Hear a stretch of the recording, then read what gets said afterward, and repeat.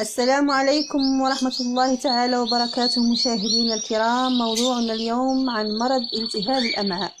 مرض التهاب الأمعاء يصيب أغلبية طيور الكناري والجاوة، وأغلبية المربيين يعانون من هذا المرض. من أعراض هذا المرض هو ظهور عرق أزرق في بطن الطائر، بالإضافة إلى إسهال وتسييل، مما يجعل مناعة الطائر ضعيفة، وقد يتسبب في موت الطائر إذا تطور المرض ولم يتم علاجه في البداية.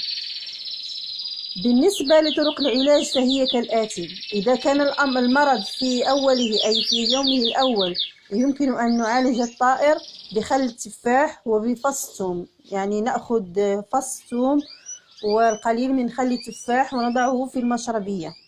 أما إذا تطور المرض ففي هذه الحالة نقوم بالعلاج بواسطة الفلاجيل إما على شكل شراب أو على شكل أقراص، بحيث الجرعة تكون مخصصة للأطفال. طريقة تقديم العلاج فلاجيل: نأخذ 5 سنتيم بالسرنجة ونضعها في مشربية الطائر إذا كان المحلول على شكل شراب. أما إذا كان الفلاجيل على شكل أقراص نقوم بأخذ قرص وندقه أو نطحنه، ثم بعد ذلك نخلطه مع الماء ونضيفه في مشربية الطائر، بحيث تكون المشربية غير ممتلئة بالماء، تكون على شكل نص المشربية فيه ماء، ثم نضيف إليه قرص من الفلاجيل. مدة العلاج من 3 أيام إلى 5 أيام حسب حالة الطائر. في مرحلة العلاج يجب عليك أخي المربي عدم تقديم أي نوع من الخضر أو بيض أو فواكه أو غير ذلك، بل تكتفي بالحبوب فقط حتى يسترجع الطائر عافيته. وبعد الانتهاء من العلاج يجب تقديم فيتامينات للطائر،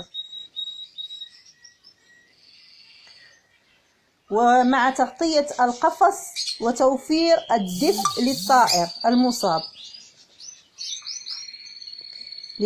لهذا أخي المربي بعد تقديم الفلاجيل، بعد تقديم المضادات الحيوية، والمعروف بأن المضادات الحيوية تقضي على البكتيريا النافعة والبكتيريا الضارة، لهذا يجب عليك أخي المربي تقديم الفيتامينات بعد الانتهاء من العلاج، لكي يسترجع الطائر عافيته ويسترجع قوته ونشاطه.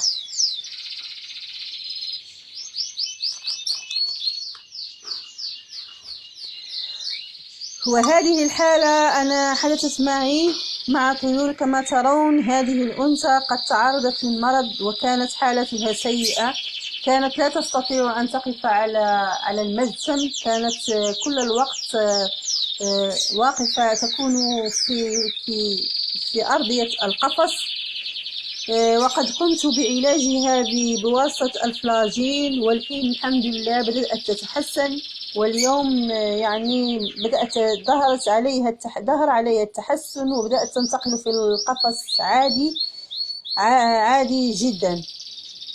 لهذا أخي المربي، أختي المربية، أنصحكم دائما باستخدام خل التفاح والثوم للطيور، يعني مرة في الأسبوع، سواء في بداية الأسبوع أو نهاية الأسبوع، تضعون فص ثوم والقليل من خل التفاح في المشربية، لأن الثوم يعتبر من المضادات الحيوية التي تقضي على جميع السموم وتحمي الطائر، كما وتوفر الدفء للطائر وتحمي الطائر وتساعد على الجهوزية، ويعني للثوم فوائد كثيرة.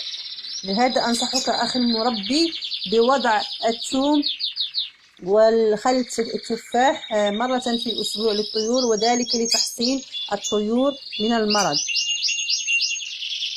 كما أنصحكم بالحفاظ على طيوركم من الحسد والعين، لأن الحسد يقضي على الطيور، وهذا على حسب تجربتي الخاصة. شكرا لكم مشاهدين الكرام. من أعجبه الفيديو لا ينسى أن يضع لايك ويضغط على زر الاشتراك ويفعل الجرس حتى يصله كل جديد. دمتم في رعاية الله وحفظه، والسلام عليكم ورحمة الله تعالى وبركاته. تحياتي ميري لوفبيرد. السلام عليكم ورحمة الله تعالى وبركاته مشاهدينا الكرام.